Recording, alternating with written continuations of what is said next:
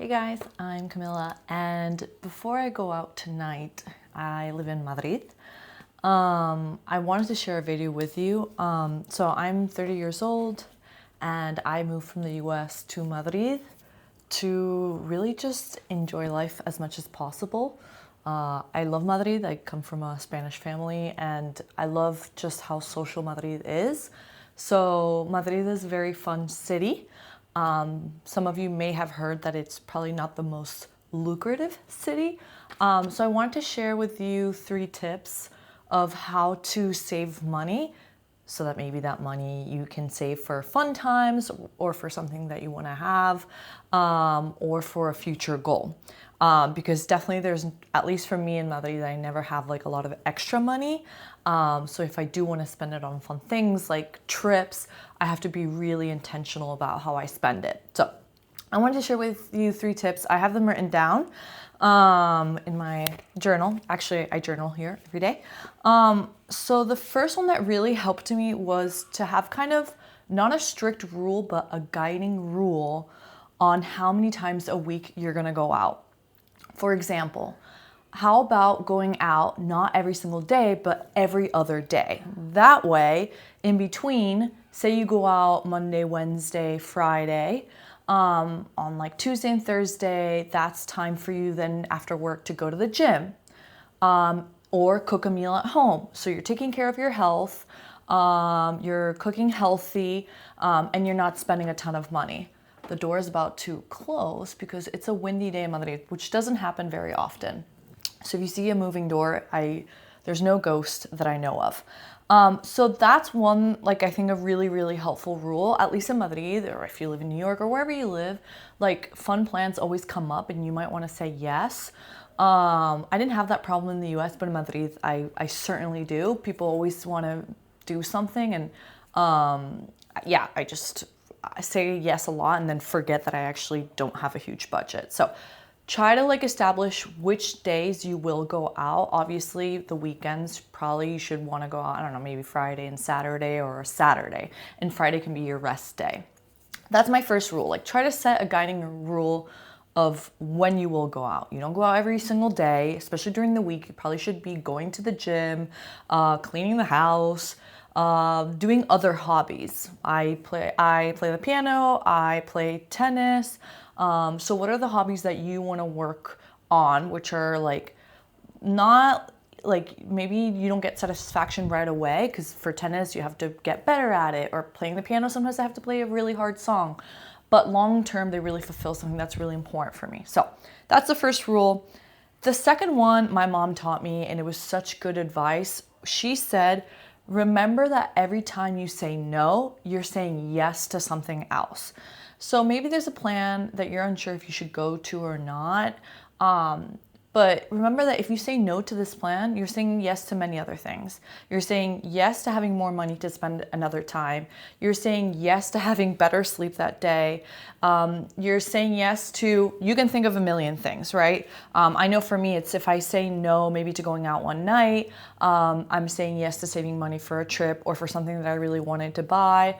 I'm saying yes to better sleep because I don't sleep very well if I go out. And that means yes also to the next day, to going to the gym and then having other plans. So always look at the positive. But yeah, remember that whenever you feel like, well, maybe I don't have enough money, or actually like don't really have the time and I'm gonna have to squeeze in this plan, or whatever it is, it doesn't have to be a plan. I'm talking about plans because I'm about to go out. It's Saturday night here in Madrid. But to anything that you were about to say no, a job opportunity, maybe a partner. Maybe there's a partner who wants to get more serious and you're not sure. Saying no is saying yes to many other things. And then the last one is also has been really useful for me these past couple of months. Sorry, I hate to say it's not a sexy word at all, but inflation. But things have gotten a lot more expensive. So something I've done is to remember the things that I actually really need. I'm thinking again of my mom. She has taught me so many good lessons. I come from a very Swiss family, so they're very good with saving money. So my mom always said, like, you need to remember that you don't need everything. You might think you need a shirt, or you might need to go out with your friends. You don't need that. What you do need is your health, maybe your family if you value your family, and a couple good friends, right? And most importantly, a job probably. Probably you just need your health and job, short-term emergency, and then longer term, maybe some more things.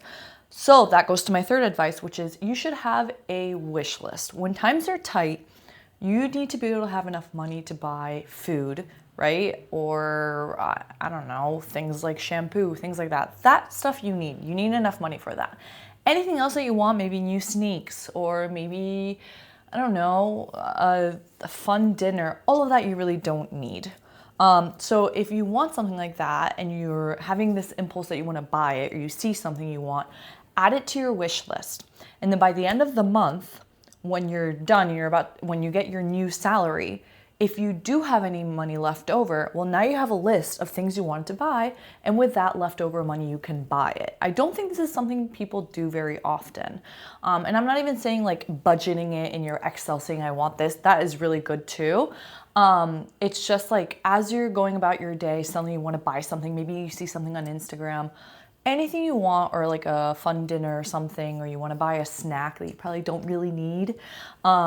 Just add it to your list. I have mine on like my notes on my iPhone notes. I add it and I just keep the list running. That list, I have it under my groceries list because it's easy to find. And then if you have money left by the end of the month, you're good. You made it to the end of the month. You made it. You were able to buy, hopefully, all the things you actually need. And if you have extra money, maybe at the end of the month, you want to save it for something. Like I would love to buy a house maybe one day. Or that I usually do end up doing that, my very Swiss tendency. Or maybe you have enough money and then you do buy that thing that you wanted, a concert ticket or inviting a friend out to dinner or something. So those are my 3 tips. I'm gonna remind you because I feel like I can go on a rant. So the first one is establish a guiding rule. It doesn't have to be a strict rule, but a guiding rule of how many times or what days you will go out. Obviously there can be exceptions day, but on like a weekly routine, you should be very clear. Like Mondays, I don't go out. Mondays, I cook for the week. I go to the gym. Wednesdays, I work on a project, right? The second rule is the second tip is every time you say no, you're saying yes to something else. And then third tip, have a wish list. This wish list is all the things that you want that you don't really need, and be really clear. Ask yourself really, do I really need it to live? And at the end of the month, if you do have extra money, you can buy something from your wish list. That's all.